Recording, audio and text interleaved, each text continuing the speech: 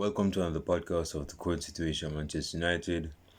This video is going to be based on as to why Erik ten Hag will not last this not only this season but he will not even last till November of this, like in 2 months time he will not last at Manchester United. And I might do some rambling in this video, but I want to get this foundation first in the video. Now, if you're a Manchester United supporter, you would know that we have been very underwhelming and underperforming since the start of this new season. We have 5 games played, we have won 2 games, and we have lost. And those 2 wins were not even convincing. And we have lost 3 games. Those are convincing losses. Now, Man United supporters are still questioning what is our implemented style of play. What is the game plan here? How are we going to transition our football? How is this football side going to move on? How are we going to make progression? What is Erik ten Hag doing at Manchester United as a manager? There's a lot of questions that needs answering to. And I have my questions on the table right here, but I'm not getting them answers. I'm one of those other Man United fans that are in the wings, so to speak, that are not Erik ten Hag out, where Erik ten Hag in still, but there's a small window left. Man, I can't even make a square if this is a square. There's a small time frame left. Our patience can go so far until he's just lost us. And right now, I'm getting to the point where I'm not even seeing much progress with this guy. He's made his signings from last season with Anthony, which was a major signing. He hasn't accomplished much or anything as a winger for Manchester United lately. He got a few decent goals last season outside of the box for a top corner, bins, decent goal. But he hasn't been consistent. And even with the other players around him, he has not implemented a style of play that will allow the players to benefit on a whole. Like, most of the players are just playing like just knocking the ball. I mean, if you look at our game yesterday against Brighton, when we were like 2-0 down, man, I didn't see any urgency or nothing. We were acting as if we were like 3-0 up and it's like 15 minutes left or 5 minutes left or something. When in reality, we were like 2-0 down in the second half at home to Brighton. Not an A team Brighton, a B team Brighton. And we were 2-0 down at home. Brighton sold some of their best players in the last 2 years. Their manager Potter went to Chelsea, thought he went to greener pastures, and he failed at Chelsea. And they're still doing decent.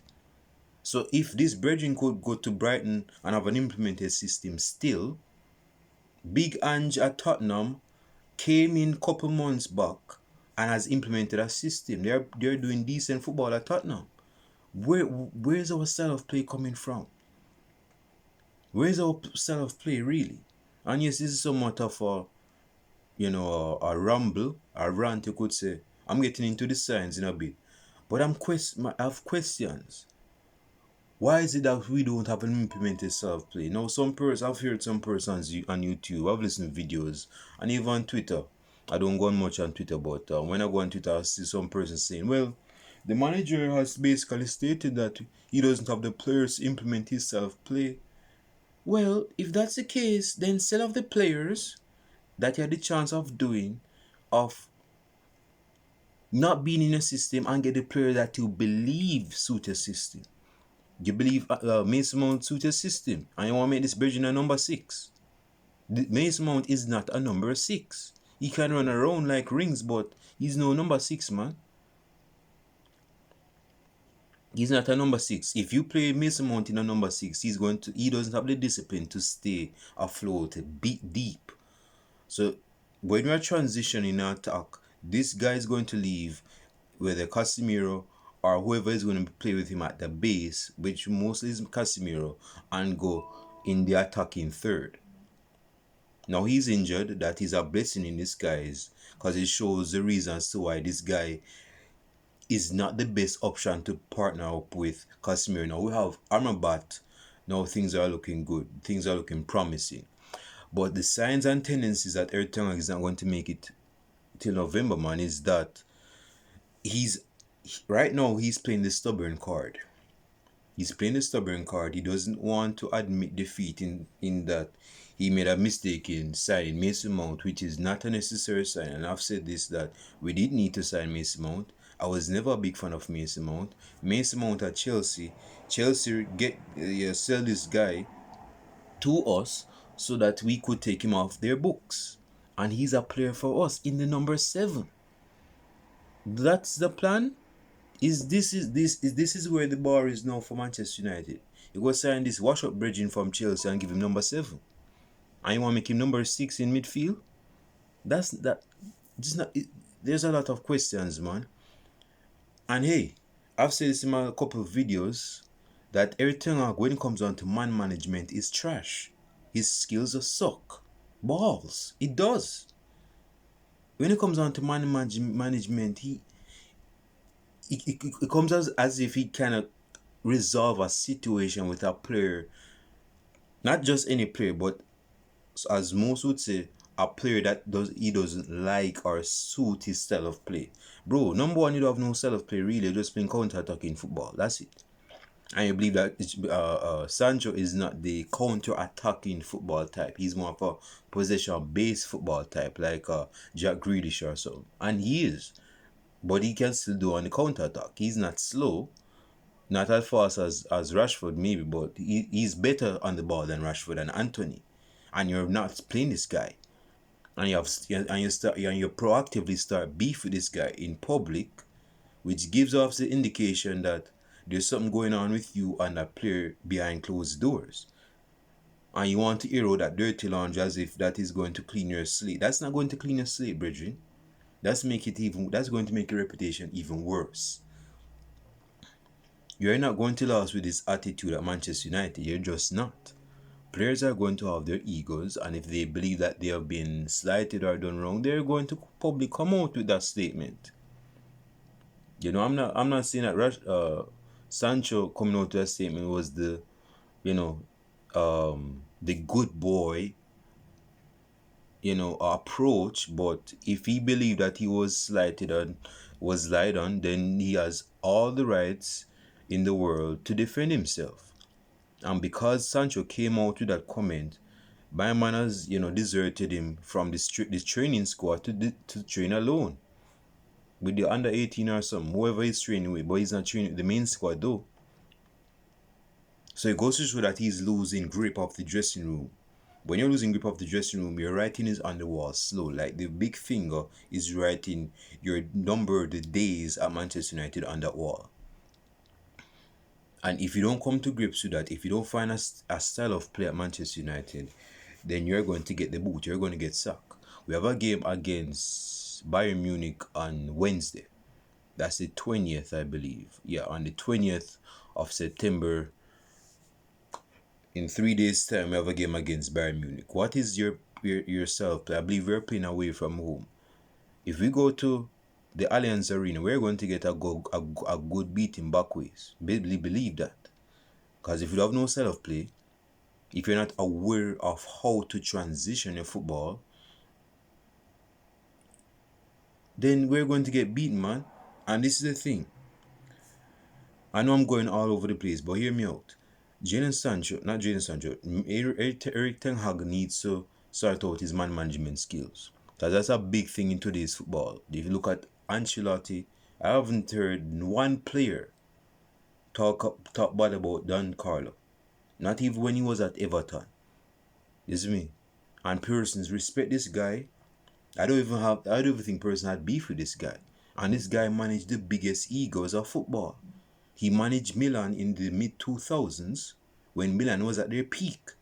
And they won the Champions League, and they lost the Champions League to Liverpool, but they still went to the final with a world-class squad. They had Pirlo, they have Seedorf, they have Gutasso. Gutasso was a big ego. And they had Kaká, they had Inzaghi, they had Crespo. I mean, they had a lot of players. And Carlo managed them. Same at Real Madrid. Carlo managed them. There was no falling out. I don't remember there was a falling out with Carlo Ancelotti. You look at Klopp. Klopp is a good character. His management skills is up par. You see me? Although he kind of comes off as corny, he comes off as corny, but he works with his players. His players love him. Players go through wars for him. You know, um, you know, the disciplinarian approach is dying in this age, and it's not that you could say that the era of football is getting weak, but the thing is that you have to adapt as a manager. You see me? If you don't adapt, man, you're going to not only fail the dressing room, which you are currently are right now, but you're going to fail at your job, which you're going to get booed from in before November if you continue this way. Because yesterday's game was very diabolical. It was very disappointing. It was a disappointment. And see, I was delusional to say, and I'll say this with my right hand on the Bible. I have a Bible right here, so I'll say this with my right hand right now that I was wrong to say Manchester United is going to finish third this season. I don't even know what the hell I was thinking when I said we were going to finish third. We're not going to be finished no third. Not even third in top 10, like at 13th place. We might even finish 15th. And that's real. If you look at the squad we have, it's not that we have a poor squad. It's that we have a good squad that has no game plan, no transition. It's like giving a kid a lot of money, or you have a kid that is born from a rich family that has a lot of money, but he doesn't. The thing is that he doesn't know how to invest his money. He doesn't know how to make good on his money, so he just spends it. Maybe that's not the best example, but the point is that I'm making is that when a manager is given a good squad and another manager is given a good squad, what they do with that squad, that's going to determine if they're a good manager or not. Enough story. Eric Ten Hag has been here for 2 years. This is the second season, almost 2 years. Angelo, well, I call him Angelo from Tottenham. Angelo has been there for some months and he's making moves, and you could see the difference and the atmosphere as relates to Tottenham. Now, on atmosphere, this Virgin was talking about in his press conference that the players are happy and this and that. We don't look happy this and that on the football pitch. It's not shown. It is not shown on the football pitch. I'm seeing poker faces, man. That is not happy faces. Players are not looking as bad. Like Casemiro doesn't even look like nowhere near the player he was last season at Real Madrid. And you want to say they're happy. They're motivated, they're confident, they're looking forward towards the game against Brighton that they lost 3-1. Huh? We don't look happy, man. Stop lying to the press. Stop. So if you don't come out of your skin, out of your ego, and look at the facts that is written on the wall and say, this squad, I need to come up with a transition, a game plan. You come up with a game plan. Because this counter-attacking football is not going to save you all the time. This space behind is not going to save you all the time. Because Rashford is going to have one of them games when we go away to Burnley. Well, Burnley is playing decent football and Vincent Kompany. But hell, if Kompany go back to the old in Burnley days and go play a low block, four defenders in that box, and we can't break them down. Who is going to help us break down that defense? We can't even break the first line of their midfield. So I think we're going to make good if we go to Burnley or one of them no block sides away from home, when they know that we thrive on space and they take that space away from us. How are we going to win? How are we going to get a good professional result and we play decent away from home? These are the questions we need to be asking, and I need answers.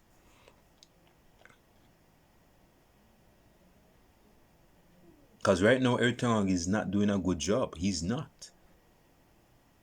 He's made his signings. He believes Mason Mount is a good sign of his. Good on him. It's not shown, although he hasn't played much games in the full defense of Mason Mount. But Mason Mount is not no Manchester United player, man. And he for hell shouldn't be in the number 7. Onana, yesterday, I don't even know if this Virgin is a defender that's playing goalkeeper or something, but his shot saving needs to improve. Is me. Why is Bruno Fernandes playing defense? Yesterday in the last minutes of the game, Why is he playing defense? Why you have to be that desperate to play that bridging in defense? You'd have not to go on him, but well, you're not go put on Maguire because you don't want to lose 5-1 at home. But why is Bruno Fernandes playing defense? Drop Casemiro in the defense. Although it may be a bit too sauce because you have Lisandro Martinez and I believe Martinez came off. I'm not sure, but you could have put Casemiro in defense. Why put Bruno in defense? Bruno ain't no defender. He can't defend. So these are the questions we need to be asking ourselves. And see, the signs of this is that if he stays stubborn, if he doesn't come up with a proper game plan to suit the squad of players that we do have currently, if he doesn't improve his man management skills, these are some of the things that will lead to his demise at Manchester United, which at the moment is pretty inevitable. Because again, bro, if we go to Bayern on Wednesday and get a double, a proper thrashing of 5-0, or go score a nickel goal, go to 5-1, that is more than enough to have that final nail in the coffin for him. That could send him home. Pack his bags, get his box out, get his box out to that office and go send him home because he get fired. He can't get fired after that game. Because if he was at Real Madrid and Real Madrid have these results, he's gone. He's gone. Rafa Benitez got the boot, I believe, after Real Madrid lost 4-0 to Barcelona at home, and he got boot. And then Zidane came in, I believe. I'm not sure, don't quote me on it, but I believe. But yeah, he still wasn't doing well. And he got boot. Do Manchester United have that ruthlessness? No, we do not. We are tolerated for a decent while until the writing is on the wall. Even if we're blind, we see that writing is on the wall and we say, okay, we have to boot this Britain because he's not doing good. And the fans is going to turn not only on them, but on us.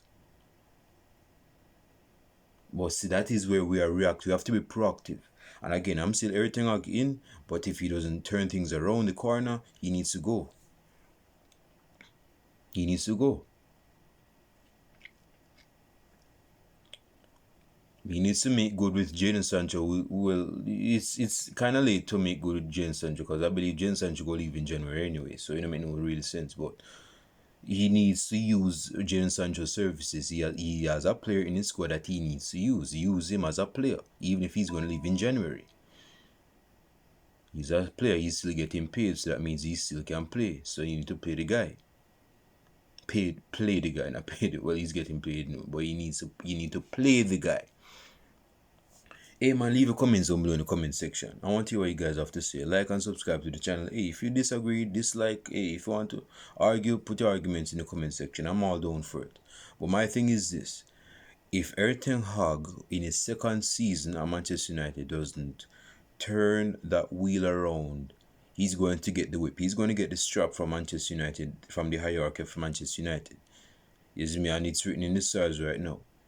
It's getting there because there's a good chance he will be sacked even before the start of November. And November is my month of the year. And I don't want him to be sacked in November. I don't want nobody to be sacked in November. Get sacked in December, around Christmas.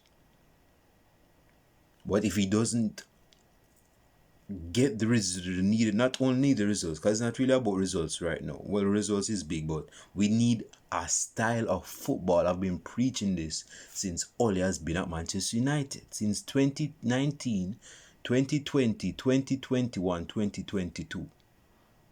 I've been preaching that we need an implemented style of play. And some players are even saying that Ole Gunnar Solskjaer was better than Erik ten Hag. And if you go appoint some manager, God forbid, and we go appoint some manager that does worse, we'll go say, oh, see, we should have keep everything up because everything was better than this guy. Who's this guy? This guy can't even manage a candy store, let alone manage a club of Manchester United. He can't manage. And it's like we're regressing. And you know what this feels like? I'll tell you what this feels like. It feels like when Moyes was first appointed at Manchester United, and we lost. So we lost some games in our first 10 games at Manchester United in the Premier League. We lost to who we lost to? We lost to Man City. We lost to Liverpool. I believe we lost to Liverpool or drew with them away from home. I can't remember, but Dude, it feels like we're under Moyes, man. It does feel like we're under Moyes. That's why I felt like in fall of 2013. And we're a decade over 2013. We're in 2023 right now. So that's a decade ago. But it just gives that feeling of, man, because there's no improvement. And again, this is a decent squad. It's just that we need an improvised style of play to portray and display on the football pitch. Because if things don't change up, this guy is going to be gone before November. He's just going to be gone. Fired, sacked. And then we have to reinvent the wheel again. We get a new manager, believe in what he's trying to say, see what he's about, this and that, only to get let down. Bro, we Manchester United fans, supporters, have been through a lot of emotional roller coasters. You see me? Louis van Gaal came in 2014. He was trying a thing. He got decent players. He got Depay, he got Schweinsteiger, he got Di Maria, he got Andre Herrera, he got Luke Shaw, he got Falcao. He got Schneiderlin. When Schneiderlin was a player at Southampton, he was doing good. We believe in Mourinho. He got Eric Bay, he got Mkhitaryan, he got Zlatan, he got who else he got? He got Pogba. And we still, although we're improving under Mourinho, and hell, we did decent in certain spells under Van Gaal. With a very hungry Anthony Martial, with a very hungry fresh out of the academy Rashford. Those players are not looking like the players that they were back then. Rashford is coming from all them years. Martial is coming from all them years, and Martial doesn't look like he's interested as he was before. And we have to reinvent this guy or sell him off. So in finishing this video, this is my thing. If Erik ten Hag does not improve in the next weeks or games, he's going to be fired. And hell, Manchester United, lucky say they don't have me as their CEO, because this guy would have been gone. Knowing me, bro, he would have probably been gone already. It's me, but I'd rather have a change of heart, so he's not going to be so down to you like that. But if he doesn't change around the corner in the next weeks and improve the self-play and the personnel to be starting, he's going to be gone. It's me. He's nailed his final coffin in his own coffin. Like and subscribe to the channel. Leave your comments down below in the comment section. I'll of course come out with a preview for our game against Bayern Munich on Tuesday. Stick and still for that one. I'm out.